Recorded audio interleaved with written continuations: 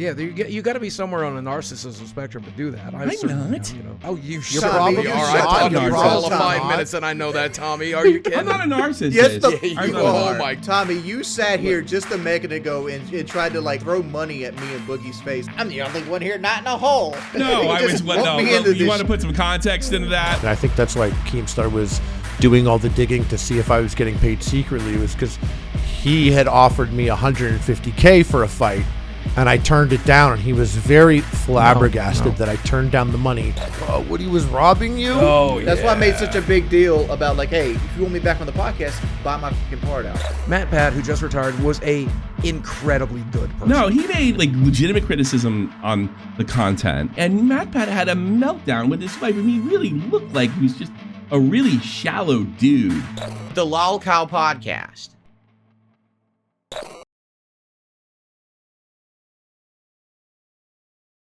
When there's a deadline and I'm like putting a timer and they're like, we have 26 hours before we have to upload an episode. There is a 6-hour difference between you and me. You know that, right? Yeah, I do know that. But also right. no one's reading the chat. Like you did a whole show, you were online during this time, so it's like No, it wasn't. I saw it the next day. I saw it the next day. And we have like a separate chat too. So it's like there's not just like a long thing. I didn't get anything in there, and I didn't get anything personal from anybody else. I thought you scrapped it. When I saw the chat, the last time I saw it, it was looking like you guys were going to scrap it. Okay, well, no, there is no scrapping. Every Sunday at 3 p.m., a video has to go out. There's never a scrapping. I don't care what happens. I don't care, if we have to redo it. It doesn't matter. Like, you have to be on. We're on the schedule where episode comes out every single Sunday.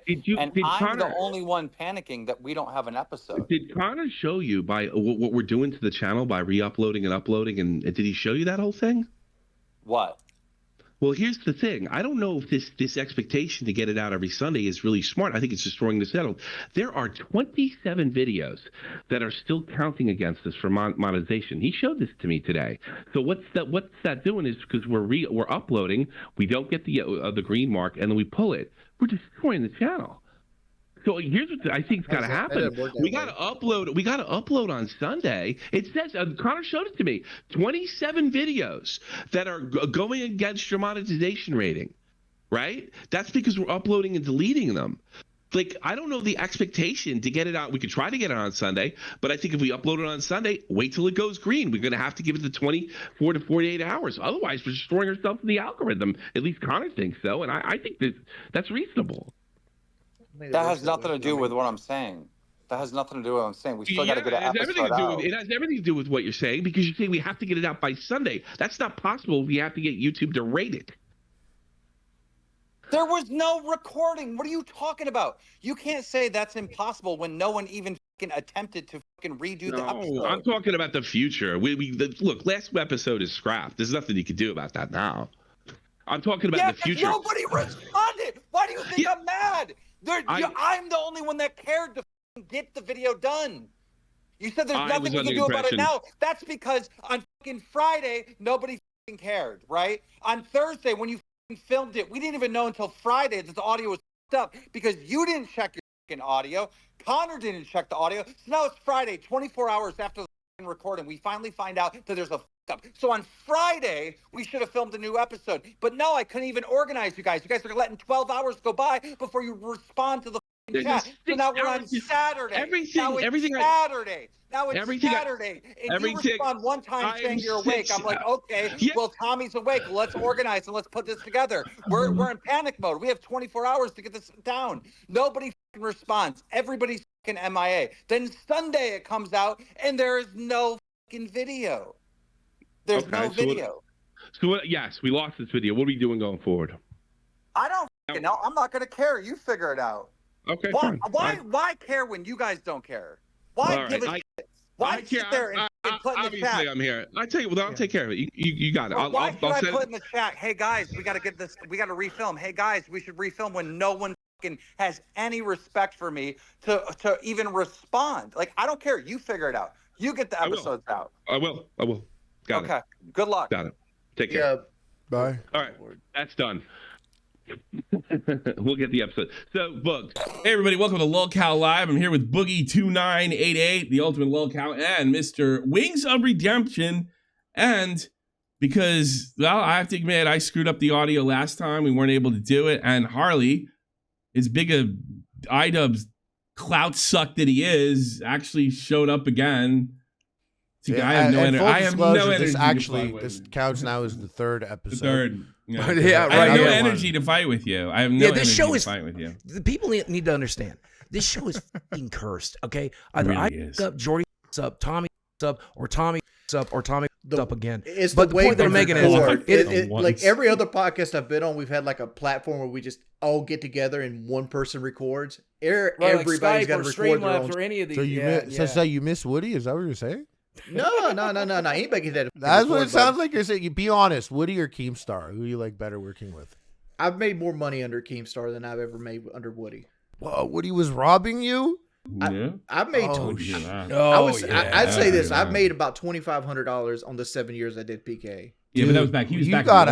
You don't have any Jewish friends? like in total, like that, some friendly that's Jews why you can call I made We have you. That's why I made got such a one. big deal about like, hey, if you want me back on the podcast, buy my part out. I know you don't have to, but buy my fucking part out. Because like I feel like the worst part is Lefty made more money on PK than I did, and that always pisses me off. The fact that Dr. Chiz makes more money on PK than I did. That's the tricky part. Yeah, is that's breaking down the business amongst all the people and what goes. I've gone through it with Epic Mealtime. It was something that I never wanted to be in charge of, but starting the channel and all that, and all these guys that I worked with, deciding how much camera time someone gets, how much someone gets paid, or how it works, and everyone's friends or friendly enough, and there's a lot of dissension amongst people. Yeah, it gets messy, but I can't believe you like Woody more than Keemstar. I never would have known it. Despite Keemstar paying you more money, you still like Woody better. Who said that? Admittedly, I thought you said that. Admittedly, Keemstar just came in you here. had good recordings. You asked me who I like better, Woody or Keemstar, and I said I make more money under Keemstar. But you hate them both. I don't hate either one of them. How do you not hate Keemstar? Keemstar I do not hate literally. Woody. I don't give a fuck if people yell at me. Like honestly, That's funny because this is the third episode of this podcast, and the first one, the Tommy f***ed up, and then the second one, in between that first one and the second one, Keemstar came in here and he started yelling at you guys, but I was in here too, so I got yelled at. and then I immediately f***ed up. Yeah, then and you know what? Well, I thought about calling Keemstar on the thing there or texting him and being like, yo, Wings just f***ed up the recording, come in here and yell at him. But since I didn't do that, but since he yelled at me, I'm going to invoice you guys. Yeah, you good. All right, you can Good have. luck. You can Then have you like have made more 5% money of our than I've made current on this nothing. podcast. Go ahead. And I'm invoicing you for the last podcast, even though it didn't But you happen. know, Wings, the fans go nuts every time you bring up Woogie. It's like you're whining about it 10 years after the fact. I mean, really, get over yourself. Get over To be myself. fair, I think Wings has come up. I feel like I brought up Wings more times on PKA than Wings has brought up PKA. Not on this show. No, Maybe not you're on right. this Well, show. well, on this I used to show- go on. I used to go on and be like, yeah, that guy Wings wasn't even nice. Dude, That was my first impression. I was like, that guy wasn't even Really? nice. Yeah, Oh, and for Woody, I was like, that guy doesn't like me. These are the thoughts that I had when I first went on the podcast. Like I knew Kyle, and I just assumed that Did we have Woody you on? hated me. Wings, I was like, he probably doesn't like me either. It's not nice guys. No, those guys hate me, Harley. They love you. No, I don't think that. Well, now it's different. Now the relationship's gone on for so long, but this is like, the first times I'm going on, this is like what? We're talking like 2012. YouTube's different. Wow. Oh, Only yeah, Use Me totally. Blade is like in tip top shape. Like everything's just a completely different beast back then. And people wanted to be more badass, I felt. So I played up like I was a badass a lot. And it was just an act. But that time on YouTube, I feel like a lot of people were like, I don't give a dog. I'm a fucking professional Call of Duty player that uploads videos on YouTube. I'm fucking crazy. So and I feel like that translated into me being like, oh, I don't think that guy likes me, or I don't think this guy likes me. Yeah, but Weren't you understand, making like more money than all of them? Weren't you like killing it when you were on there? I mean, Epic Mealtime, you were one of the top channels on YouTube at one point, right? 15 Big Macs, 15 Baconators, 15 Teen Burgers, no veggies, custom Jack Daniels meat sauce. Your little brain. Yeah, and you know, my biggest thing with being the business owner, like I said, breaking it down for the guys that you work with and stuff like that. Another thing is I never obsessed over the bank account. I was never caught up on how much money was in there. Nobody's gonna believe that. Yeah. Well, if You're right about this is something I want to bring up from the last recording. You were 100% right to be. I don't like YouTubers, and I never have, because I think they're a bunch of phonies. I feel like I think it's just more honest to say, yeah, I'm in it to make good money and make people laugh, and then the exchange is I get money. There's so many people out there saying like, no, I do this for love, and that's. Well, you gotta believe that. some That's of them. You gotta believe bullshit. you gotta believe Philip DeFranco. The guy was doing the same videos, not getting paid. There was no money back then, and he's. I think he's. that he sold it. That's not true. What you're is. saying right now, because we had Philip DeFranco. And there was money in back the first then? episodes. There was money there. Because Philip It wasn't DeFranco, like today, right? When he first uploaded to YouTube, YouTube wasn't paying. His first uploads. how old was that? Because I Well, Dude, I got just invited to the YouTube 2008. Partner Program in Yeah. 2009. So I'm telling you, DeFranco knew he was building a brand even then. Correct. Right? Like, Like, here's the reality of social media. A good bit, an entrepreneur. That guy. Here's the very reality much of is. social media, and I really want to drive this point home for the people who don't get it, because there's a lot of people who watch this show and they don't get it. Okay, this show is ramped up to 11. All of social media is ramped up to 11. Every girl you've off to on Instagram, they Photoshop their face. All of this is bullshit. All those nice I people. don't have a problem, Boogie. I don't have a problem with that. it's I have all- a problem with the virtue signaling and saying that just saying things that they just don't mean, and then telling everybody else you should be like me. That's my problem. Ramping it up and putting a little spice on it, and maybe not so much faking a fight, but doing what me and Harley did last week, try to needle each other and get into it. Yeah. That I don't have a problem with. I don't think that's fake. That's just making good entertainment. Well, okay, I'm but there talking are about these- definitely kind people out there, like Matt Pat, who just I'm sure retired.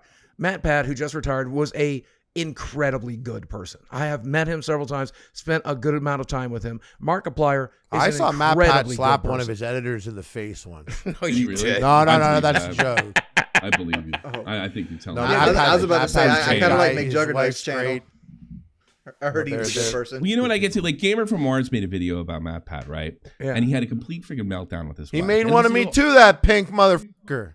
Wait, What? tell me about this. I don't know about Okay, this. I'm Tell me messing about around. Oh, this. you don't know about this? I'll literally tell you. I interviewed Gamer from Mars at the time. By the way, that dude should be in a boxing ring. He's jacked. That's another story. Oh for yeah, another I would love time. to see art Yeah, fight. it's so funny to watch him grow Yeah. up to this like little guy doing Atari reviews to this. He looks like a pro wrestler now. Anyway, no, he made like criticism, like legitimate criticism on the content, right? And Matt Pat had a meltdown with his wife. I mean, he really looked like he was just a really shallow dude. He then refers to me as a hater for some reason.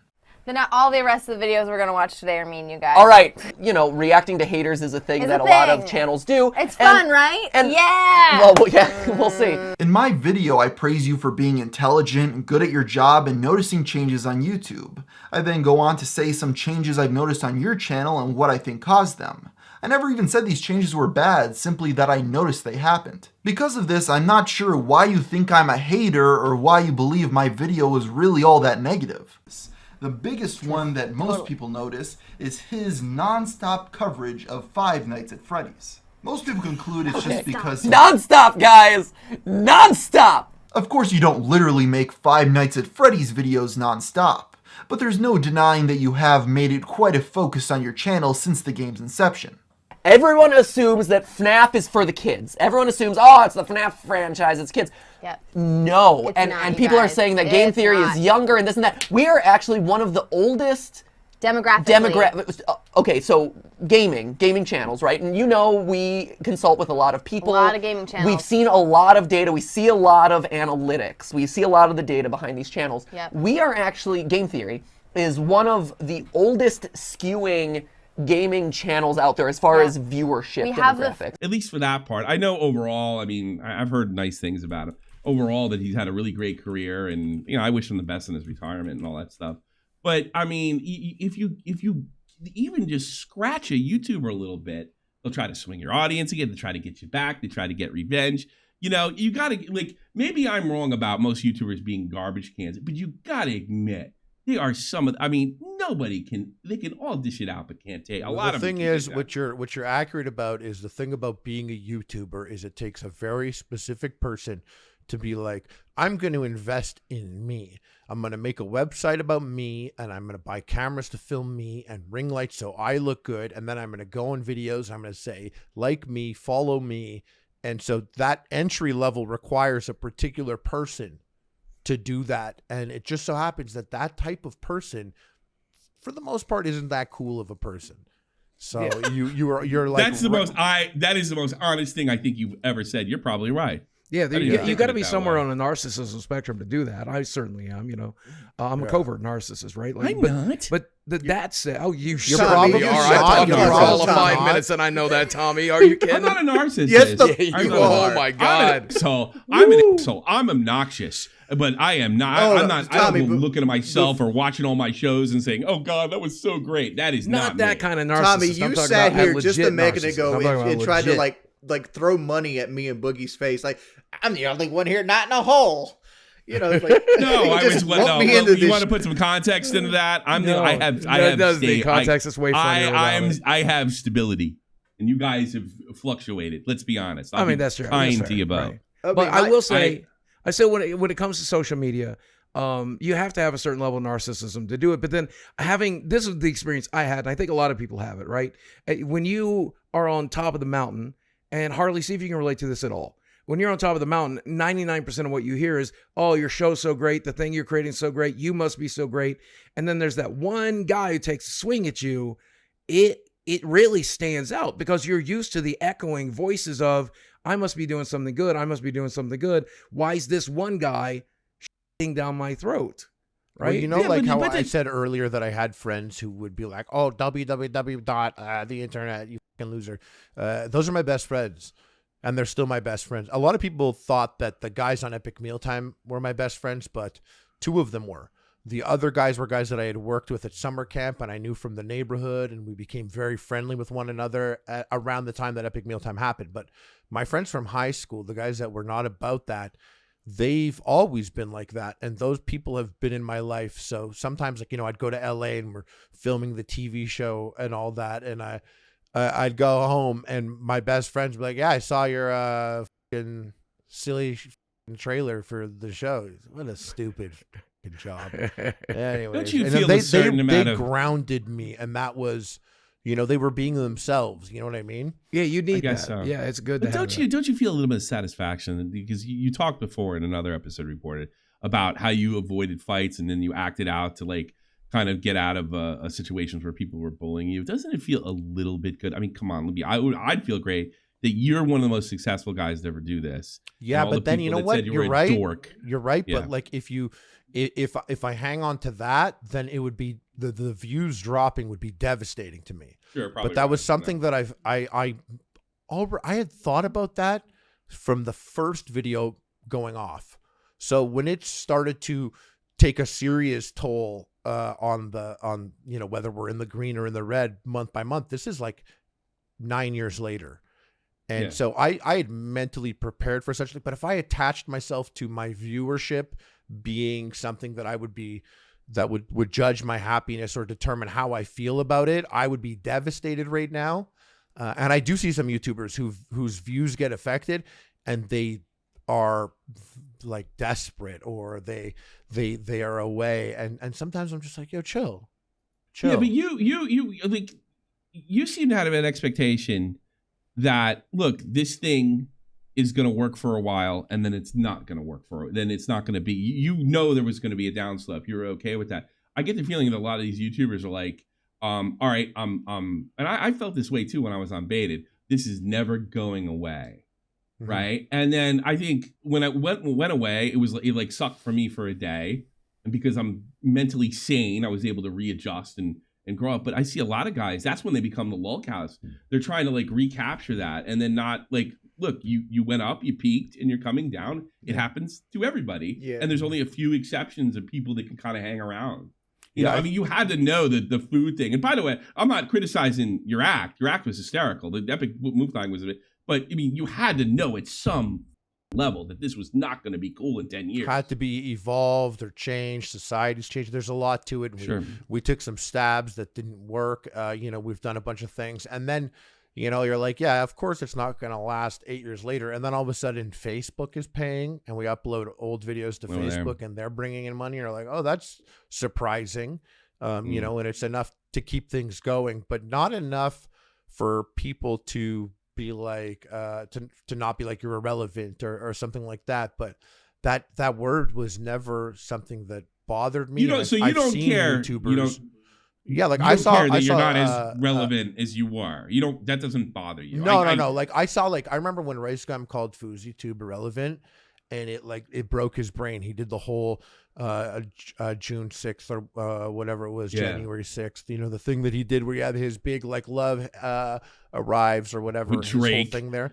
Yeah, that was all because another YouTuber called him irrelevant, and it was like there was truth to it because this was like the new guy coming up, and I just saw it happen and I was like, man, it's okay. And he was like tweeting at Drake and everything, and he's the physical embodiment of when you attach your how content you are to your viewership. And I've never seen anyone do it twice, but FouseyTube came back a couple months back and he was on a tear. And I know that I saw other YouTubers that used to get big numbers look at that and be like, oh, maybe I should just be a lunatic live and live stream me being a lunatic, and some people choose. I never played the meta either. I never got into pranks. It sounds like you took care of your money. It sounds like you took care of your money too. Yeah, right. Yeah. You think that's because you're Jewish? I do think it helps. I think it helps. Jewish? Yeah, because then you have people around that are gonna be like, "How much are you getting paid? Make sure you're being good with your money." True. No, that's true. No. So you're saying it is. I'll tell you one thing. What also helped? By the way, I was joking, but I know you were, but I'm being serious. You know what also helped? If you're Chinese. Yeah, probably Chinese people also Chinese people that I met, they're like, I'm right there with them with the coupon. I worked with an Italian girl. I dated an Italian girl, right? And she worked at a bank, and she got a big ass. She swore to us. She was nice back in the day, but I'm old, so we're all kids and we're fat now. But anyway, nice fat Italian. Yeah, I don't know. Actually, you guys are overlooking the bad I don't want thing this about kid back Italian to her. girls She's here. a nice woman with kids. But anyway, she told me that you could take somebody's and they could scratch out the surname, right? And you could show her, and I believed her because she wasn't a bullshit artist, right? She could tell you the ethnicity of the person by looking at their bank statements. Like literally, and she knew whether they were Chinese or whether they were Jewish, or get this, Irish American, which by the way are the worst of the white people. Why? What do they do? What do they do with their money? Oh God, they overspend it, overdraw, and they overdraw in a certain way. She would say, so she could look at something, scratch out the surname, and on what, alcohol? On I don't know what it was. On what, like rice and stuff? The Irish Americans did not take care of their money very well. What about like white trash? Because I don't really know where I fit into this category, but where's white trash bank statements come from? Oh, I can Let's tell you. Let's figure it out right now. Let's figure it out. Yeah, unlike you, Jordy, you spend it all on your way down. Wait, but what do you guys? What's your most expensive, like bill in a month, or like what's like an expensive thing? In child support, mortgage. I don't have a car, so Where do you guys go for a nice dinner? Longhorns. Oh, Longhorn sounds so good right now. Oh, I'll take my wife to sushi, and there's fancy restaurants in Mines. That's where yeah. The last expensive place I ate out, I took Desi out to Hibachi because she'd never been. That's pretty cool. I mean, I'm in shrimp in her mouth. Yeah, they did actually. And then you did right after dinner, I bet. Then he took it. I don't know why I had to do it. I figured you had more to this than that, because it's like where you go to a nice dinner. Like, what does Longhorn say about me? I don't know enough about Longhorn. Yeah, that's what I was thinking about. It's a steakhouse. It's a steakhouse with Texas theme. Yeah, but there's so many types of steakhouses. Yeah, is it like a commercial thing down there, or is it a fancy individual It's pretty restaurant? mid. It's real mid. It's not like really Ruth Chris or anything like that. Yeah, I've had Ruth Chris and I hated it. I liked Longhorns better. Yeah, I don't like Ruth Chris either, man. You know, I'm because they put surprised too much. They put butter on their steaks. And I like the butter. See, I don't I go like to the any butter. chain. The most expensive restaurant I've ever ate at was with Alki David in like 2011. We went to LA. Oh man, what a name that you just said. Alki David, yeah. What that Alki you David. literally just took I'm back. Like only use me blade is tip top shape. You got Keem starts saying the N-word. Like this is you just took it. Back. Yeah, he took us to this Japanese like hibachi place in Los Angeles in Beverly Hills, and it was $250 a plate, right? Oh. And they Do served. you guys know? Does everyone here know Alki David? By the way, I don't. I think that because I came years later. So. Alki David is a Coca-Cola bottling child. Like he got all his money from his daddy, and he inherited bottling plants in other parts of the world based around Coca-Cola, and he's basically a billionaire. yeah, Coca-Cola plants in a whole bunch of countries. Wait a minute, is that the Greek guy? Yes. Is that the one where that paid Billy the Fridge to go around and do crazy shit and film it, and then they got a fake? You probably know this. What's that crazy church that hates gays? West. They hired a guy to pretend that he was one of those gay-hating church-going nuts, right? And then a naked Billy the Fridge hid in the closet, and they didn't tell the actor this. He came out and hugged him and said, "I'm the Leviathan." I'm David Phelps, and God hates f***s. If you hear nothing else I say, I need that message to get out. Unless you've got anything shy of an apology or a repentance, I'm done. Don't go. What do you want? The Leviathan! He will get you! Leviathan! Leviathan! He will get you! Oh no, dude. Yes,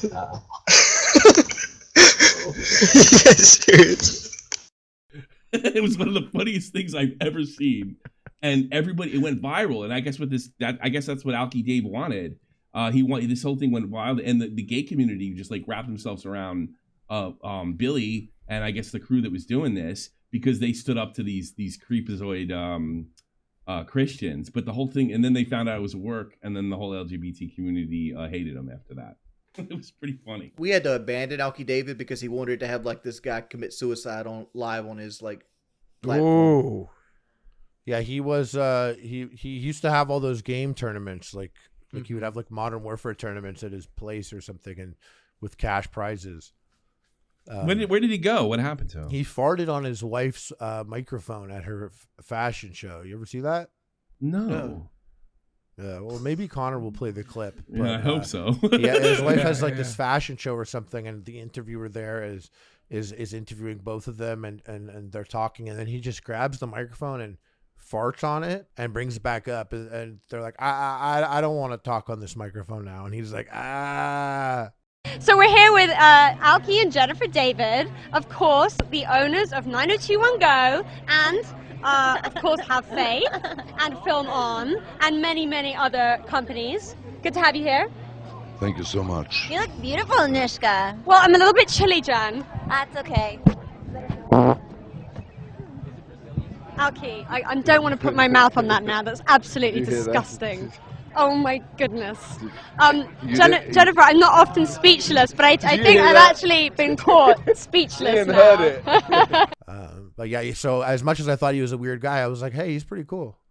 So you're really good at sucking up to people, like I guess iDubbbz. You kind of sucked up to. What do you mean? He sucked up to me, dude. I was backing him out there.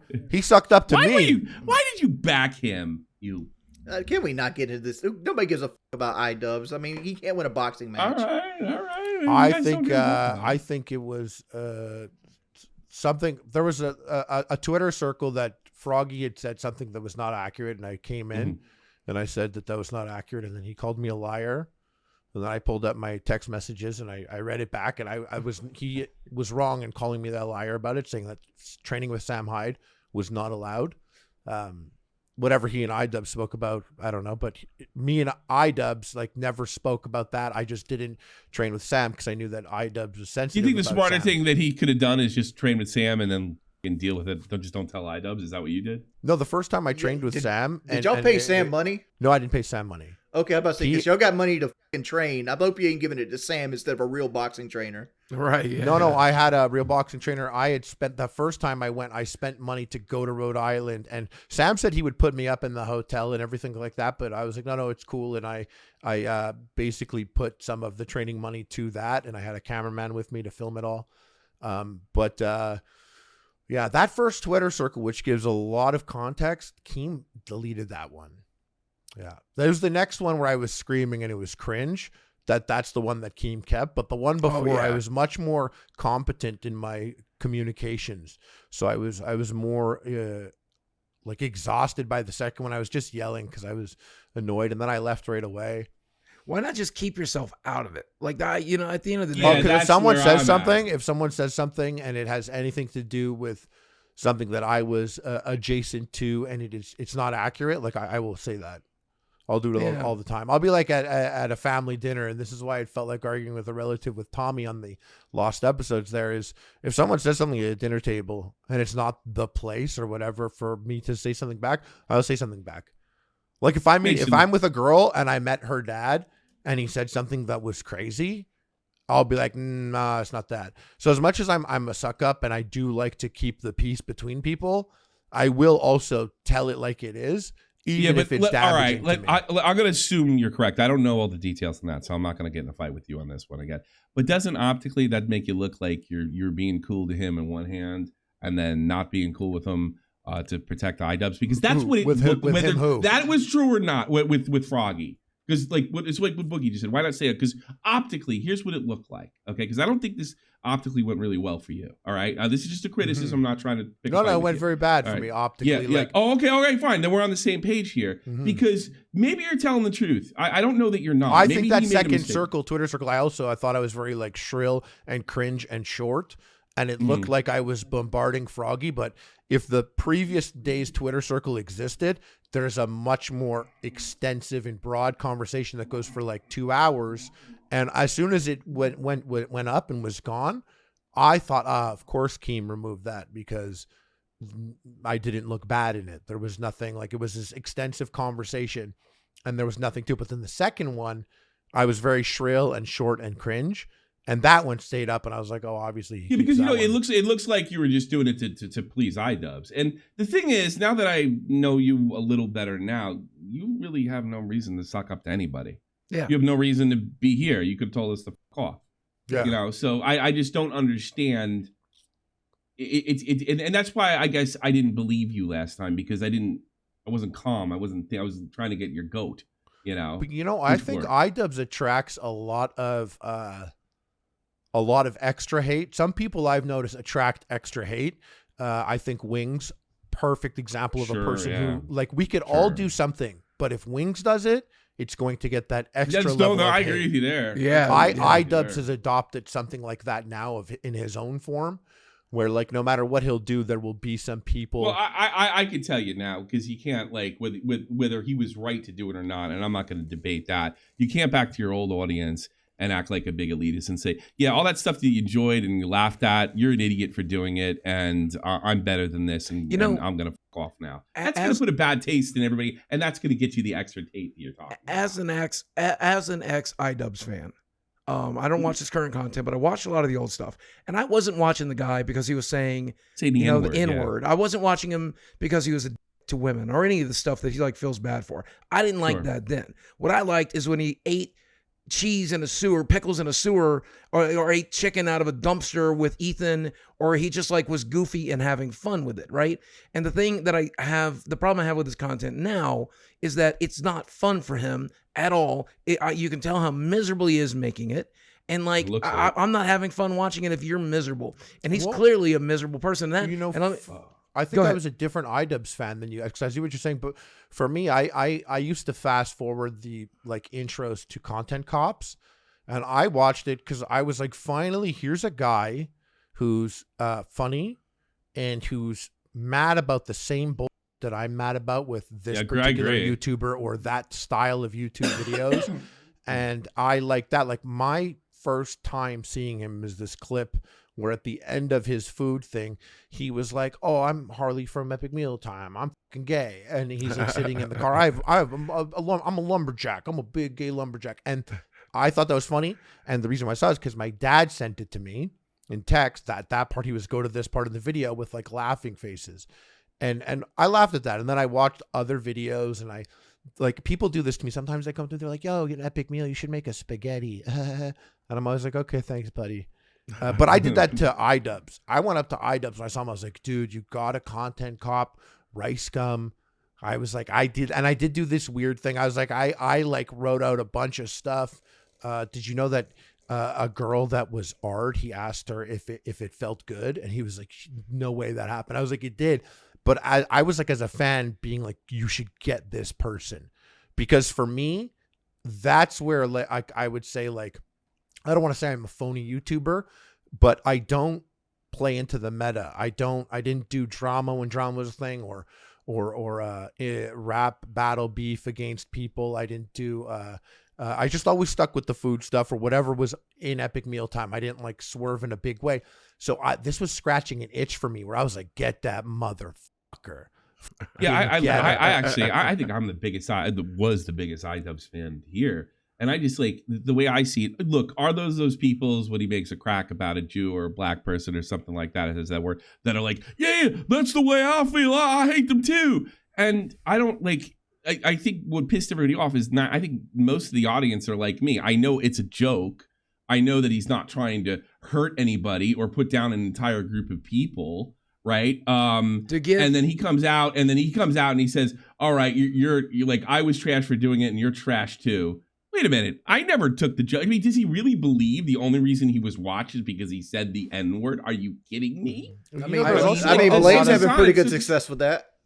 Yeah, that's true. Yeah, I'm getting noticed. But Tommy, you do not underestimate how many stupid people there are there. And yeah, I'm one of them. Don't get me wrong. What? Here's the thing. You're right. There are that many people, but there's like double that are like me, that are like, yeah, it's pretty friggin' funny. Yeah. And I'm a grown up and I can handle this. There's more of them out there who don't understand sarcasm. Tommy, what about the assholes that like? I watched a video the other day of a guy doing pranks, and his prank was like a guy was sitting on his phone. He had those old Apple headsets that you connect to the bottom of your phone. You know what I'm talking about?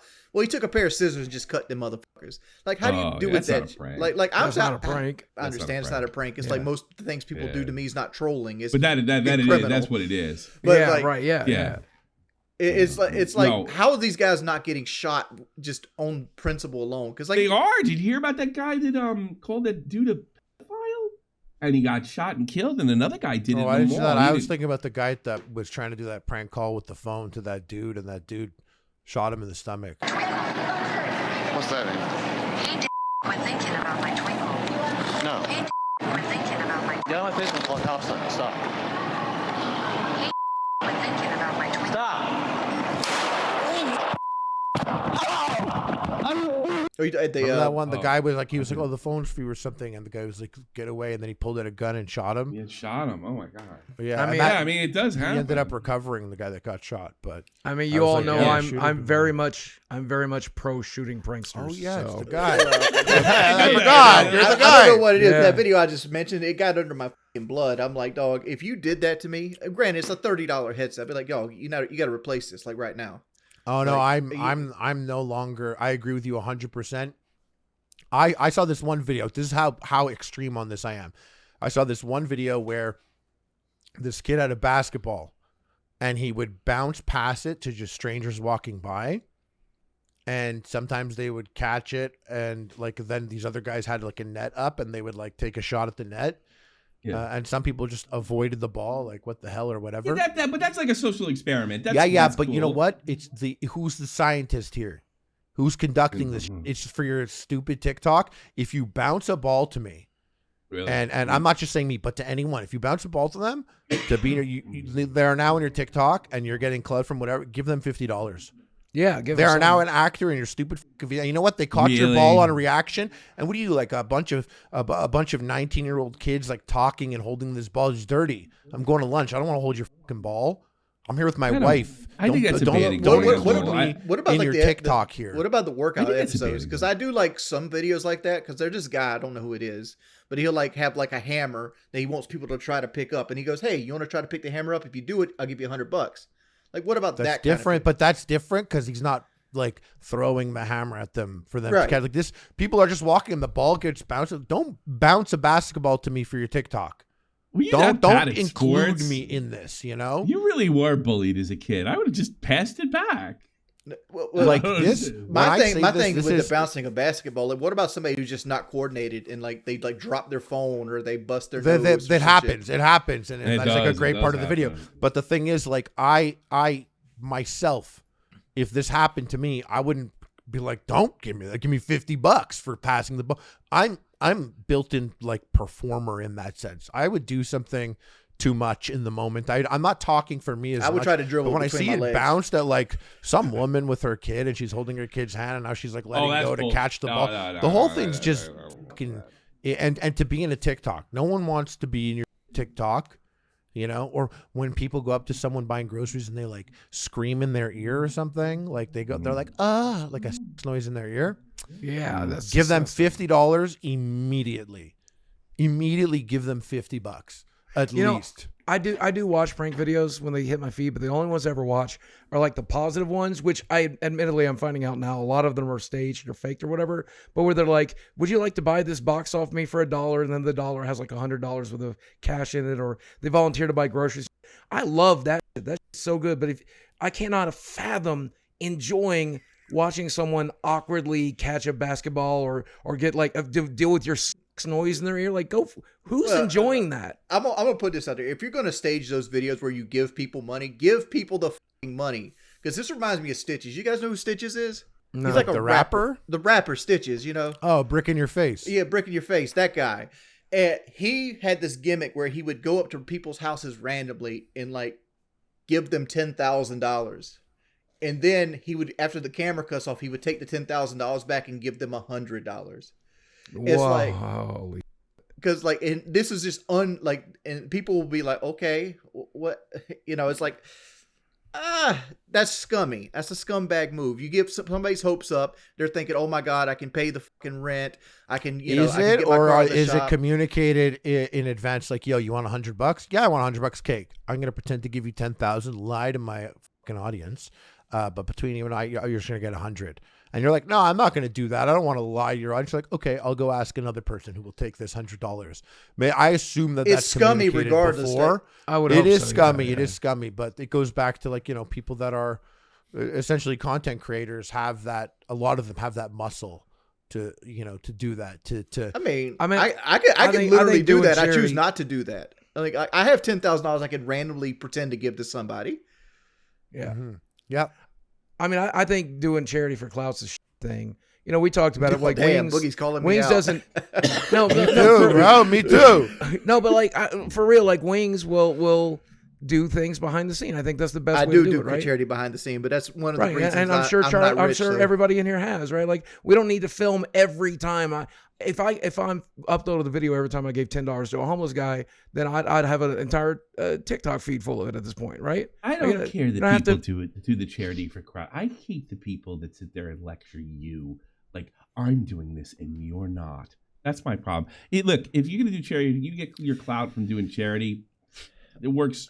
My thing with the charity clout, excuse me, if you like both people get help. The guy gets his clout and the homeless person or something gets helped out. I got another problem. I hate the preachers. I hate the Elvis of the aliens of the world, and the guys that talk about mental health month because that's what everybody else is doing, and the ones that lecture you on how you should live your life. That's the ones that get me. If you want to get clout doing charity, more power to you. Everybody wins. But if you when you start making yourself to be some kind of guru, then that's what makes me nuts. Well, there's a whole topic we can discuss about gurus, but like, the only reason I share my charity stuff, which I share it to Twitter. So like, if you're one of like the 32,000 people that follow me you on definitely Twitter, are not who I'm talking about, Jordy, at all. Right. But yeah, go ahead. But I do it so it hopes that it spurs somebody else to go to a charitable event. Like the Zaxby's thing. Every year, me and my wife have been married. We go to Zaxby's. They have these bulbs on Christmas trees. For those who don't know, Zaxby's is a restaurant. Shocker, right? But I never tried it, by the way. It's on my short list. Sorry to interrupt. Continue. All right, but it's pretty. There's a Christmas tree they give to elderly people in like retirement homes and things like that. They don't have family members. They give them Christmas. So you go get a bulb. You go buy these people gifts. And you bring it back. You put it under the tree at Zaxby's. Every year, me and my wife do it. Every year, I tweet out about doing it, and I want it so other people go and get those bulbs and get Christmas gifts for these people that maybe not have anybody to give them stuff for Christmas. That's the only reason I do it. Good. And that's like, you're doing it for the right reason, in my opinion. But the person I'm talking about is, I'll see on TikTok, somebody walk up with like $100 bill and a sandwich to a homeless person who's zonked out on drugs, and they shove the food in their face with one hand and a camera in their face with the other. And knowing that this person is starving, knowing that this person might need their medications, knowing this person is addicted to drugs, they're going to do anything for it. You get them to cry on camera. You're exploiting somebody at that point. Like, go yourselves. I'm not talking about you, and I'm not talking about Mr. Beast. I'm talking line there where I agree with you, but I do default to, like, if some little scumbag TikToker that I hate goes up to a homeless man and gives him like $20, and he's like, "Yo, look in my camera and say whatever." I still lean to that being a net positive. Yeah, I think so, because I made a whole. This is like, I remember making a joke about this on Epic Mealtime. I went to a homeless person and I gave her $50, and I was doing it in character, and I was like, "This is so I go to heaven. I'm going to heaven giving this money, and that's what's important." I'm looking home. I'm like, "Now you guys know it's me. I gave this money. Remember that."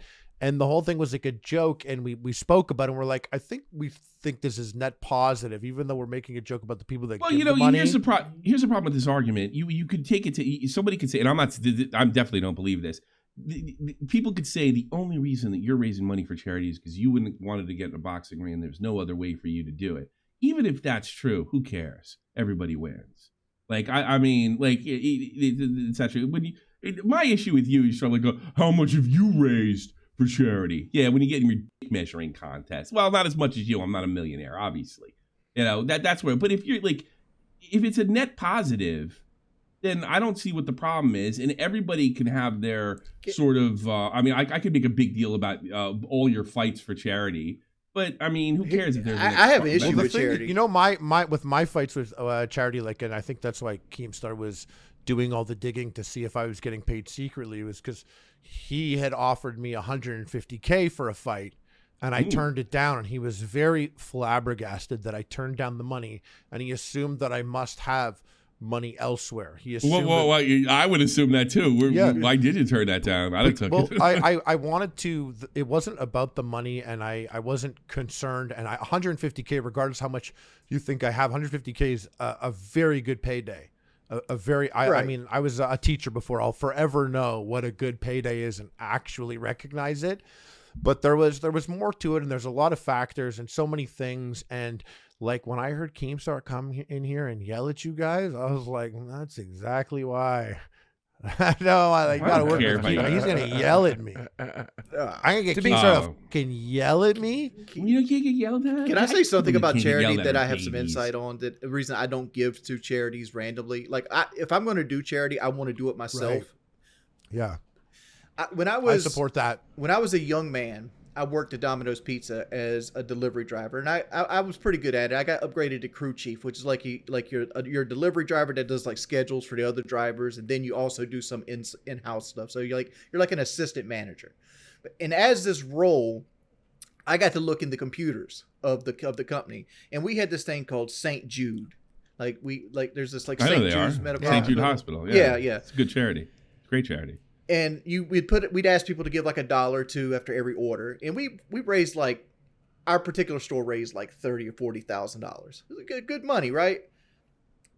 And you could see like Domino's as a whole as a company, because Domino's is franchised. So our franchise spent like $1.2 million in advertising and made like $400,000 for the charity, but they spent double that advertising how much they made for the charity. It's all about virtue signaling then. They don't care about. And it's like why not just give the 1.2 million straight to the fucking charity? True. Good point. True, but also a net positive, just on a much grander scale. Now, I think like when I saw Creator Clash 2 happen, I had thoughts, because like, one, like the money goes to charity, but two, like, I also like as it was said, we get a percentage of the door.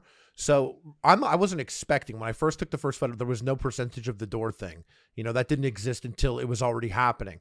The second time, because it's there, you can't help but scrutinize where $1 is spent, because in a sense you are spending that dollar as well, or a portion of it. So the first Creator Clash was at an arena that I thought was great, Youngling, and it was off away from the city, and I thought it was great. It was packed. The first one was cool, good. It was loud. First one was and cool. The second one, had it followed, based on my rough mathematics here, if the second one followed exactly what the first one did, and spent the same amount of money there, then the second one would have raised $600K. But then Anissa Joan couldn't have been in charge then, because from what I could see in the first one, she was much more in charge. At least what I've heard. In fairness, she's much more in charge, and she made it about herself. I think you're 100% right. I think there's a couple of insinuations that happen. I think this is why I ended up fighting with a lot of people. I think there's the insinuation that iDubbbz was unhappy, or is unhappy, or he's miserable.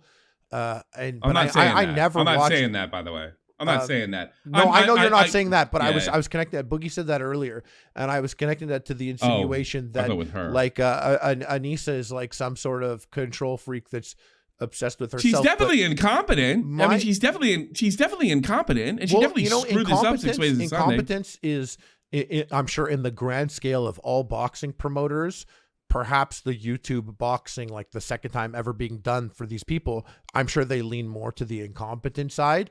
But for me to work with her directly was a very good experience, because anytime I had a stupid ass question, she was very available, and that's really valuable to me to get me comfortable to do it. She sandbagged the whole reputation of the thing over a somebody saying, "I'll buy Anissa's OnlyFans." I mean, how selfish and stupid is that? I think that could have. And you didn't help, by the way. You didn't help it, by the way. Yeah, exactly. And I think that whole thing took, like, it affected it for sure. How to quantify that, I have no idea. But I do know that regardless, if the spending was the same as the first Creator Clash, I agree. I'm sure right. It would have been in the green. And I remember there at Creator Clash looking at stuff, and there were things that, that I were like, I wonder why this exists, but it's not my event. And I also did, even though I scrutinized it, I didn't criticize it because I can't run this event. I would not be able to do so. I don't want to do something like this, and I was excited to be a part of something cool, and I didn't have to do all that shit. I just had to go and get beat up by a professional wrestler, apparently. Because, like, you guys remember Social Gloves? Like, Social Gloves is a fucking disaster compared to Creator Clash, and like the whole, the whole Austin McBroom. I think that messed up the economy too, because they were like, this fighter's getting $4 million. None of them got paid, but everyone remembers that, like, this person was getting $5 million for the fight or whatever. Which that I feel like it messed up the economy, because a lot of boxers, I'm sure it's hard for all the promoters that are trying to do it. A lot of boxers are like, I want $2 million. And it's not, the money's not really like that. I mean, when it got leaked, which I'm the one who accidentally leaked what I got paid for the Boogie fight. It's like, that's all it was? Dummy. Yeah. I don't know. We put some butts in seats. I feel like it should have been more. I feel like I feel like me and Boogie got underpaid for what we did. Because, like, we had 100,000 plus impressions. We had more impressions than like I got on a fucking plane for that. Yeah. I mean, like, thank you for I that. look at it Brother. this way: Awesome Corn and like thank you guys. Corn and Umbear, they made $20,000 each on like their second fight. Nobody watched that shit. No, but I think you hit it on the head, Harley. If it was done, and they tried to do, and then he as much as admitted they tried to do a bunch of different shit, and it didn't work. And if they kept the same formula, it would have probably been discussed, because the first event was great. Your first fight was awesome. I mean, it just seems like I think people's egos got in the way, because they wanted what I was talking about before, to take credit for it rather than just do it and do it right. Can I ask you a question? I asked you there in the first episode, but I desperately need to know, okay? What is offensive about saying, I will buy your wife's product? I still don't understand why she's upset about that. On April 15th, if I don't hurt you beyond what anybody could have imagined, I will be so disappointed in myself that I will subscribe to Anissa's OnlyFans. That's can someone explain that to me in the audience? She's an egomaniac. I said this before. Me and Tommy yelled about it for like 30 minutes. But the thing is, I personally would not be offended by that. But like what I can relate to is if this is my shit and someone is coming at me in a way that other people come at me, and it's just known that this is a touching point for people to target, regardless of if I'm a content creator or not. It's like this. In this scenario, I have the control. You're fucking out of here. And I'm not saying I would do that, but I can relate to get being that. Like that. I get that. But you know what? Everybody else has the right to say, like, look, yeah, I can relate to that too. But like nobody in their right mind thinks that crosses the line or was designed to offend her in that manner. It was bizarre. I think it had a lot more to do with him training with the other guy on top of the comment. Yeah. They were looking. I It just looks said like that in it the end, looks I like think. it looks like it looks. Well, Didubs is completely fucking dishonest because he took all these clips of him saying rotten shit about Anissa after the fact. After the incident already happened with you and everything else, and said, and he went to the public and said, "Look, no wonder I got rid of this guy. Look at what he's saying. That's after you screwed him, Dubs." I mean, I've dealt with Froggy. He seems like your experience with Anissa was good. My experience with Froggy was good. I had a and good experience with Froggy also. Yeah, and you had I used to text. Me and Froggy would text. Yeah. Because he'd be like, "Oh yeah, like I'm fucking so stoned right now. I feel like I'm bugging Ian, texting him stoned." I'm like, "I'm stoned too. Text me." And we were talking. We were talking about him maybe coming to my place to train with my coach before he went and did it with Sam. We were talking, and then it hit a weird note. It got to a weird place. And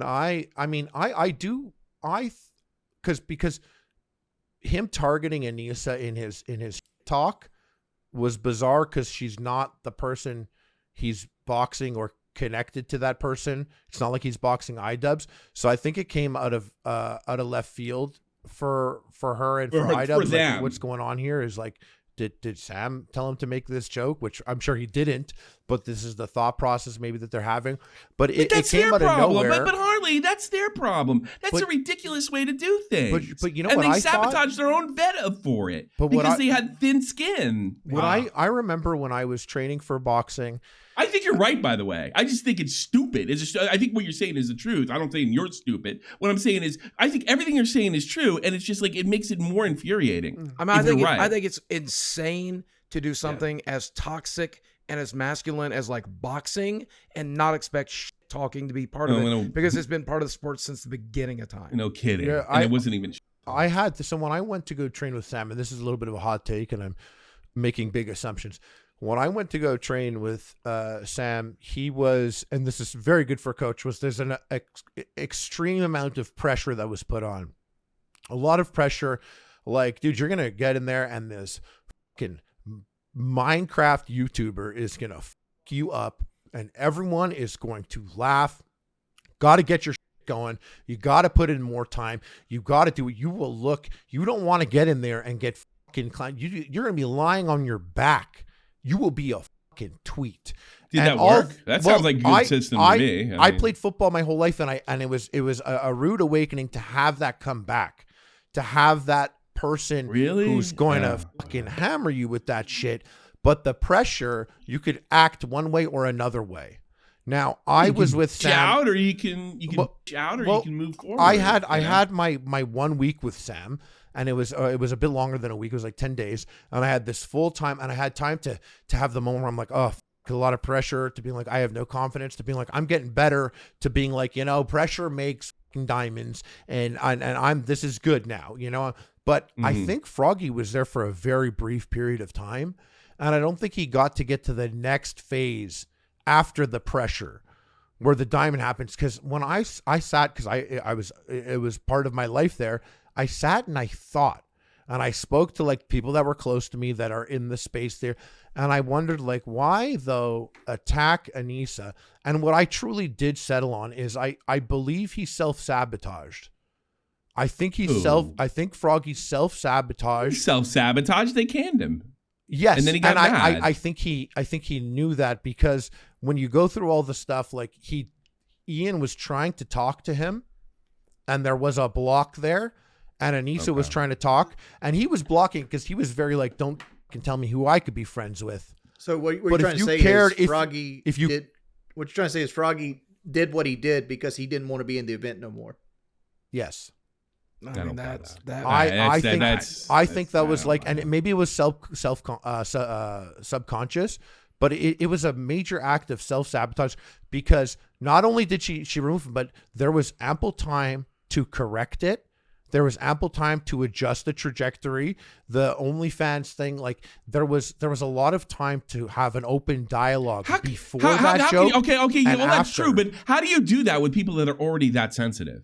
You know, like, yeah, okay, everything you're saying makes sense, but how do you do that when look at Anissa, look at the way she behaves, look at the way her personality is online. Is there really that ample time if they're willing to blow up the whole thing over this that wasn't even designed to target her in a mean, sort of vicious way? Because remember, iDubbbz had to present it like this is what was going on all along, which was a lie. After the fact, you could take the stuff that he did after he got canned and say, boy, that looks like self-sabotage. But there's almost nothing that happened to that prior. For anyone who's under the impression that Froggy has been like reasonable and chill and respectful through this whole process, he hasn't been. He's been a piece of shit. I'm not happy with how he's behaved. He's talked mad shit about me. Ian doesn't want people who are bigger and more talented than him upstaging him. That's what it is. Anissa. Ian's masculinity had been completely removed via Anissa. Participants of the event. This is really a lot of weird, tender, soft people. Creator Clash people are real, like, these type of people. You know what I mean? The event itself. This is really like the patty cake league for like social media boxing. You know? He doesn't like the culture of Creator Clash, and he mentioned that. And Chris Raygun and all these people, it's like some big ethos worshiping party at these things. And I don't get it. I don't get what all this shit is all about. But everybody's there to worship ethos or fucking ethos or like touching ethos or here. To be honest, I thought it was quite the gift to you that we'd kick you off the card. You have no more obligations, and you can immediately just pivot into boxing for misfits. So it just looks like they sabotaged him. It's that simple. That's my opinion. If you think she's a sensitive person and they're sensitive people, then you know that's the type of. I know that. I'm really good at reading people. I don't know if he is. He's a musician. They're weird. You know. Yeah, Froggy's very interesting. Froggy's a very, very smart guy, and he moves like he's not, and he engages with people like he's not. Stupid but he really is. He's super smart. Yeah, and so I think he fully knew. That's like another thing. Is right, I look at this and I'm like, he's not going to be. I believe what Harley's saying, because I had nightmares about fucking Boogie. I had nightmares all the time, dude. I had nightmares when I was going to box. I'm not talking about the professional wrestler. I'm talking about Aaron Hansen. Yeah, I had nightmares because Aaron Hansen said it. He was like, I just fucking had to end my training early today. My boxing coach said I was punching him in the stomach too hard. I talked to him. Yeah, Boogie said the same shit. He had a boxing coach and shit. I'm like, dude, am I working hard enough? But here's another thing. I'm leaving something out. I had a conversation on Discord for about 30 minutes. And after, because he was one of my favorite YouTubers, right? So it was really kind of a bug out. So I had to like push out that whole, oh, this guy's so cool. I love the Froggy Fresh bit from 10 years ago. I think it was so funny. I had to push away. I got it. Look, unless he fooled me, unless he manipulated me, which is not impossible, I suppose, he was really disappointed. I mean, I can't. I mean, you didn't that see has weight. I didn't. That has weight because I never had a heart-to-heart conversation with him. He was mad and disappointed, and he was confused. And in fairness, yeah, you didn't see that. I saw that, and I'm just like, and then I see iDubbbz's video come out, and he slanders him, and he puts the timeline out of order to make them look good. Yeah, I'd been pissed off too. He looked really, really disappointed. And the thing is, Chris was the perfect guy to fight him because there's not too many guys that small that are going to get in the ring. I was most excited for. Me too. I was totally that, and that's another thing that I think hurt them more than they understood because Froggy, even though he's kind of like you, everybody remembers you. You're like a legendary YouTube. Froggy is in that category as well. 100%. And there's a lot of good. There's a lot of goodwill there. So I don't think they realized they didn't have the clout capital to fire him and not have a disastrous event. Is that sometimes fair to say? I think so, but I think like when you are putting all this together, you can just play that. You could be like, even at the detriment of this, I'm gonna have to keep focused on putting on a show, and this person's gonna prevent that mentally, maybe because I'm sensitive or whatever. However we want to break it down. If they're like, this person is going to give me a headache, and I don't want to deal with this headache anymore, and I've tried to not do it, fuck it. You do remain. I get that, but you have that here's right. the thing. Yeah, I get that, but they kind of gave themselves a headache, and they said it was him. That's kind of what I'm saying. A lot of people are like, "Man, you did Sam dirty. Can't believe you did Sam dirty." Like, I spoke to Sam through it. You said you're good with Sam, right? Yeah, and even him, he was like, "Dude," he's like, "When this shit's going down, you got to keep your head down here. Just keep your head down." And I was like, "I can't. I literally cannot. If I disagree with something to my own detriment, I'll say it. I've always why are you fighting with me? That never goes well for anybody. I don't remember that L you handed FaZe Banks. Yeah, so I handed you one too. He remembers that, right? I'm glad you brought that up. I'm glad you brought that up because I didn't know how I could. I'm glad you brought it up too, because I don't think Harley remembers the L. The heartbreak of that first episode being lost is the fact that while it did go for an hour long and it was very repetitious, there was like good 10 minutes in it. Oh, it's so that 10 minutes. It's infuriating. And Harley handled himself and the problem very is well. I'm kind of liking Harley more. I'm starting to realize that Harley and me just look at this honestly differently. Than I did. I don't think you're as much as I think you look at it too fucking much because I don't give a fuck about Creator Clash 2. Yeah. Do you talk about? I think this is a good conversation. Do you talk to Froggy, or is that bridge burned? Or no, I had sent him a text that he never responded to. I bet I can talk to if you wanted to talk to him again, because I think maybe he sees. I'm sure. Yeah, yeah. I'd love. It doesn't seem like he holds a grudge. I do not hold a grudge. Good. All right. I think it's rough how it all turned out, literally for everyone at the end of the day. And let me make this clear: I think you are 100% wrong in your interpretation. I want to make that abundantly clear. But okay, fair enough. We don't want to ruin Tommy's reputation here. This whole thing turned out literally bad for everyone except for fucking Bo Blacks and Keemstar. Good for him. Those motherfuckers. No, I'm kidding. No, but that's the thing. That's what happens. And when you Lolcows melt down, you just hand it to the Tommy, you're a fucking Lolcow too. Get off of this shit. Yeah, I don't even have. Well, the difference is Tommy's never been relevant enough to make Drama Lord. Yeah, fair enough. Fair enough. I mean, Tommy, the way you keep interacting with motherfuckers, you're gonna be the number one Lolcow on the show here soon. Yeah, I would have been. That would have been years ago. I love it. It's so glad to see you, because you were supposed to be the farmer, and when we sat in here, and I swear to God, every week we milk you just as much as you milk us. You whatever. But you did hand FaZe Banks that L. Yeah, FaZe Banks lives in fear every day of fucking Tommy C. Can I send you the clip? Oh, I will say this: we went back and forth. It was. Can I bring up the story? Go for it. He might have to cut that. You're the scum of the earth, right? And the boozing every day. Who told you that?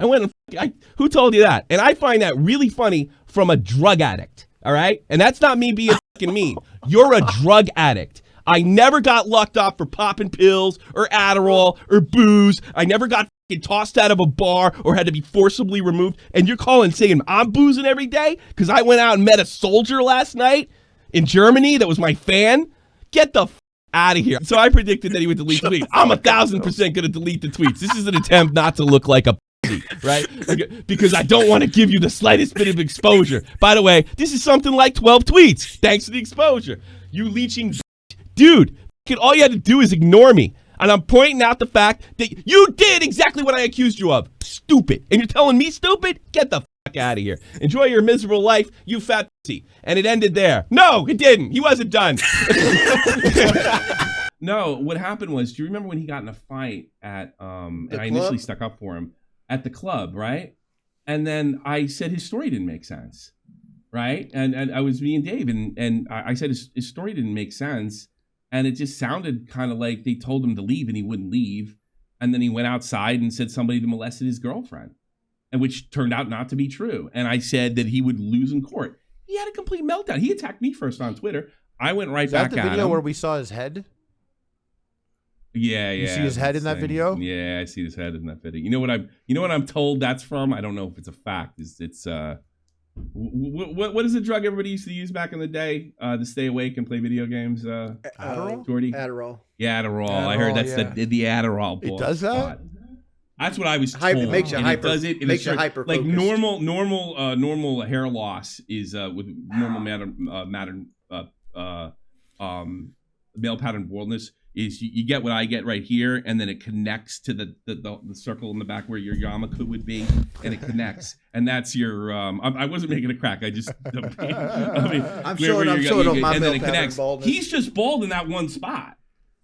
Or at least at the time he was. I don't know about now. He wasn't thin up front. He was from the back. That's what I was told. That was the Adderall thing. And then I caught him. But let me make a comment here because I showed my. I'm male pattern baldness because I'm a fucking have genes, not because I. You have the normal bald. You have the normal bald head. Yeah, it connected and then it just went out. You probably started losing your hair when you were about 17. It was gone by the time you were 27. I started about 22, but yeah, it was. Yeah, all right. So we're rough. That's the way it normally goes. It doesn't usually. You don't just lose the yarmulke. Yeah. You know. Yeah. That's what. Look, I'm not a doctor, so if somebody says you're wrong, I was just showing mine off to like show Tommy what he was doing, and because I have that bald spot on the back of my head. Even when I have my head shaved, you can kind of still see it. But I'm like, I've never abused Adderall, but like I understand. I know people who have. I know you know people. You used to work with Jaws, I didn't even know that happens. Oh God, you were friends with Jaws, right? My God, we are We're right back to fucking Only Use Me Blade being tip top shape. Fucking Alki David out here farting in microphones. Jaws. That's. I remember I hung out with him in LA once. He was like, "Yeah, we're one of my buddy's house," and I went with him, and his buddy was Soulja Boy, and so I was at Soulja Boy's house with him, and I heard he was I don't know, you guys know him, but I heard he was like a great guy, like one of the nicest guys. He was nice. The drugs. Yeah, go ahead. He was nice, but he always had really, really shit ideas that he thought were the fucking moon and the stars. Well, he did win. No, he didn't. Like, it's one thing I can't say about Harley. He basically did like Boogie before Boogie did Boogie. He basically went down in a flame of glory and blew all his money and fell back on his father's like accounting firm. Oh God, that sucks. Yeah, he just dipped. He dipped. Why did he dip at one point? He went broke. He was out in LA renting a house for $2,600 a fucking month. He was like Soulja Boy's like he was getting paid by Soulja Boy to be like his like Twitter like whatever they called him like the face social media manager or whatever. Social media manager, yeah, that's what I'm looking for. That's kind of sad. And it's so why? But like even if he's broke, like you just need a iPhone to make videos. I heard that I heard that he came back and tried to make COD videos, and they just didn't kick off. It didn't work after that. Should have done Fortnite. The guy. Hey, real quick thing on Facebook. I wanted something that I did actually feel because everybody thinks I'm heartless, right? So after our fight over that thing, that went on for like a year, and then I caught Banks, and I was making fun of him every chance I got, and I caught Banks saying that he never had a drug problem before, which we already had video of him admitting to, right? So I put that out there, like, ha, ha, ha, gotcha. And he unblocked me and wrote me, right? And I could tell that I really, really hurt him. And he said, he just wrote me, one line. If we met, you would actually like me. And that's the only thing he wrote. And I felt so bad that I hurt him. I never felt bad before. Because after a year, like, just getting on his nerves and getting him to freak out on Twitter, I punched you the felt spot. You felt like a grown man hitting a child. A grown man. Yeah. I felt like hitting a child. Here's the thing. You shouldn't be lying on the internet and saying one thing or the other. That's my job as a drama guy. Don't feel bad, Banks. Banks is in Bali right now getting his dick I don't want to sucked. dump on somebody for getting over their drug problem, all right? I mean, you want to praise people to do that. I'm not that big a cold-hearted bastard. I mean, Tommy, you notice I've been catching a lot of wins lately on the internet since you like handing out. You're gonna blow it one day. But the thing is like all these things I used to say, which were 100% true when I said them, were considered lies because of manipulation, and all of them are coming full circle now and like proving me right. Like the syndicate. Everybody loves. Oh, and syndicate. Like the syndicate thing and like the Alfie you David must have thing. loved that, eh? I bet he did. It's like Syndicate was a pile of fucking shit the minute I met that man. And like Kyle and Woody were enamored with this dude because Kyle and Woody will love anybody that has money. If you got fucking money, Kyle and Woody will be like, here's my hand, shake it, but partner. You know, it's like, that's who, I'm not trying to say who they are as people, but that's just my interpretation of every interaction I've seen with them. Where I treat people who they are. I don't give a fuck about their clout, what they can do for me, how they can progress my career. I will treat Harley the same way I will treat somebody playing in my lobby in Call of Duty. Like if Harley, so you cuss them out and swear at them. Yeah, if Harley pushed the spawn and got me killed in Call of Duty, I will block his ass and tell him. I believe that. You know, it's like I treat everybody equal. I treat the janitor the same way I treat the CEO. That's how I was brought up. You know, you got to treat the janitor the best, though. He has the keys to all the rooms. He has the keys to stuff. Yeah, but like I don't know. I never yell at waiters. So yeah, but Syndicate was I had good encounters with Syndicate over the years, and I was never caught up in the drama that you guys had when it happened. I saw it like years later, but I didn't even connect the dots that you were probably like. There you are 10 years later watching the like cheating videos go and you're like the Syndicate drop. Whether he cheated or not and got him, maybe he cheated. Here's one thing. The Syndicate drama with Wings will go out down. That is one of the best dramas in history. Yeah. That match they had, and when he said, "Why the f*** record that?" is one of the greatest moments in YouTube history. That is absolutely one of the funniest things. And I really still don't get credit enough for not reaching out. You know, I walked into a catch-22 situation. Dude cheated, and I didn't know it at the time. But we don't know for a fact that he cheated. 100%. We don't know for a fact that he cheated. 100%. We know he cheated a record. Because you go look at my gameplay and go look at his gaplay, and all of a sudden he's on. Yeah, you're a camper, and he owned you because you didn't camp. Okay, I'm a camper, but I'm also fucking. I'm also an iridescent level Call of Duty player, motherfucker. Like Syndicate is not. Syndicate is not. Yeah. That's like him going up and wall hacking Scumpy. Then you try to fix a match. You're like, Jesus, what kind of integrity as a sportsman you have? You tried to fix the next match. I mean, what I find is crazy. Like everything is fixed on the internet. Everything's but that's what I was thinking about. Like even back then, and it goes back to when I was saying earlier that around that time on YouTube, everyone was bad. Everyone had to be such a bad. So you had to have this image, and you know it was this time, and that's why I thought now you gotta you didn't like me. Yeah, now it's true. Now you honestly. You thought I didn't like you? Yeah. I thought I was like, damn, man, Wings is mean, because I forgot everyone was playing like a bad act. You know, I don't remember what I said to you, but like on PKA, I was 100% an act. 110%. Yeah, but that people have to maintain these acts. So like it's funny because like there was a way when the game was done to like not break the controller and be like, fuck it, you know, he better beat me. This is all he does with his life. That's all he does. Like it's something to like lean into, but that wasn't an option then. We couldn't really have mistakes. Dude, back then that controller we fucking hard. You might not know this, but that was a wired Xbox controller because like wired Xbox controllers have faster response time than wireless ones. So I had a wired one, and luckily enough, they have a quick release on them. I threw that and it popped the quick release, pulled the Xbox off the fucking desktop, and still hit the wall enough to break it. I was like, even if I was Tom and I got accused of cheating in Zombies in 2013, I'd be like, whatever, dude. It's a fucking YouTube video. I think that's what old Call of Duty game. I think that's what he did. Did he say that? I look at that differently. Yeah, I know. Because he cheated and made the money, and he proved that cheating is successful. And like, there's so many people that it is because like there's so many Warzone streamers right now that are just wall hackers that they'll go out there and they'll make $100,000 while wall hacking. And just get caught out cheating, like, all right, peace, I'm out, got my money. Even deeper than that, they were talking on a Trainwreck podcast 2 weeks ago.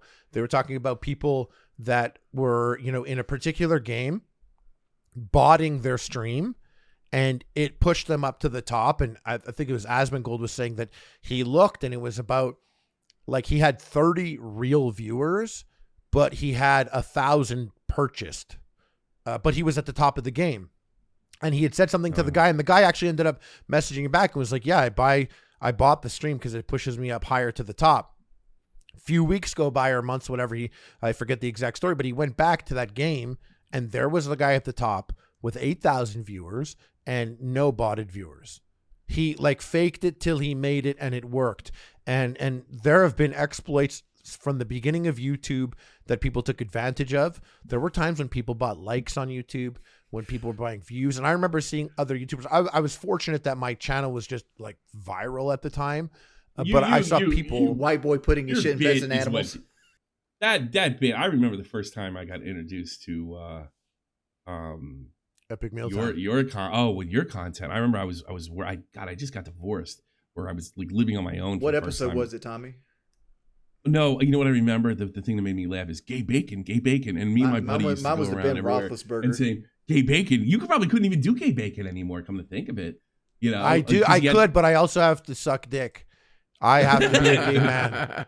But that was the funniest thing. Like, we need more gay bacon. You can do gay bacon. Just get cinnamon toast can in the episode. I love that. That was. I think, like, because I started doing a hockey podcast first. It was probably there's probably 30 viewers there. You, Ray William Johnson, and because I wanted to stream immediately. Ray William Johnson. Who was the guy that used to be on Twitch? I used to listen to his podcast live on 3. DJ probably Wheat. Destiny. Those are the guys that made me think I could do this. Yeah. You know? Yeah, I had people like that too. I looked at it and I was like, oh, I should do this. Because you guys remind me of. You guys took a lot of influence from Jackass, right? Mm-hmm. Yeah. Yeah, because you had that Jackass vibe, like the logo is literally the Jackass logo. Oh, really? Yeah, but it was so well done, because you got, whether you guys got along or not, you really portrayed like that you guys were buds, ride or die, you know. And I think that's you know what, that gang of guys, when we all hung out together, and like they don't hang out together that much either, you know. They're all everyone's adults with kids, whatever, but it happens. That group of friends, very funny people. Like we used to sit down and shoot the shit. It's just very funny people. And I think that's why a lot of these athletes podcasts are doing so well, is because these guys spent their lives in the locker room. And, you know, as we get older, some of us talk to a chat or we talk to our loved ones, and we don't really get that locker talk where you're. Well, it's funny. I was leaving the Army, and I had to go. I had to do my last 2 years as in the reserves.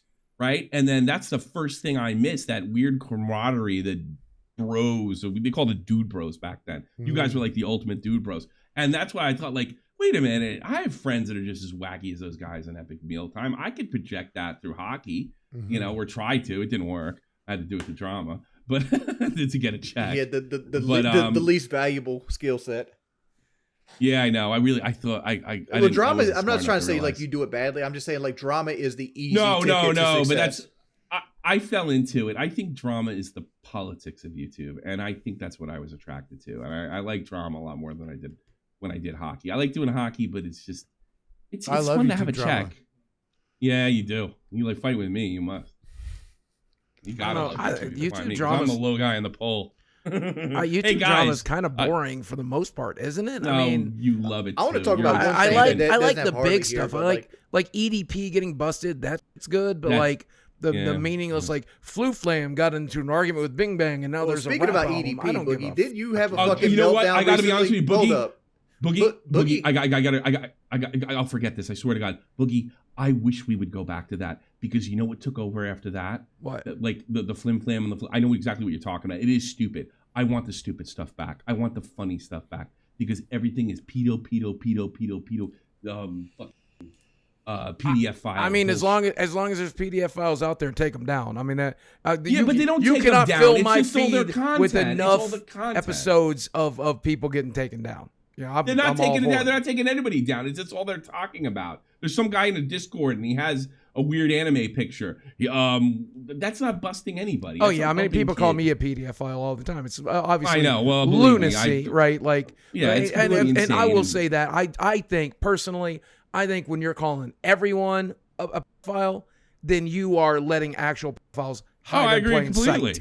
Right? You're letting them get away. See the Mama Max thing with me? Boogie, what was that situation? Because everybody came to me like, Boogie's having a meltdown on Twitter right now. What was happening? Somebody's I don't know. I have like one every 3 days. You're gonna have to remind me which one it was. The pedophile one. Yeah, don't I don't know, man. Like I get really mad when people call me a pedophile for dating an adult who's about to turn 21. I get it. The age difference is like fucked up. I get all that, and I'm okay with it. You call me out on that. You say, hey, you're dating a young girl. I get it. Okay, I get it. Right, but like that's not what a pedophile is. But you just own that. People don't give Keemstar that fucking issue, and Brantley's like what, a year older than your girlfriend? But what girlfriend? drives me crazy is like I got molested growing up, man, and that shit ruins your life. And I would you brought it up again. Come on, boy. Oh no! I'm just saying, like I never stop thinking about it. It's fucked up my life, right? And so when people are like, "You would do that to somebody else," that's like a big insult to me because number one, I have no inclination to do it. But on top of that, if I did, I'd put a bullet in my head before I would do it because I wouldn't ruin somebody's life. But people were asking about like the 15-year-old comment, and I want to answer this for Boogie. Back in the day, the internet was a different fucking animal. Yeah. Back in the day. You had to stand out, and to stand out, you had to take the most like sensational avenue possible, right? Like, do I believe Boogie's ever done anything to a child? Hell, of course not. No. Nor do I have the inclination.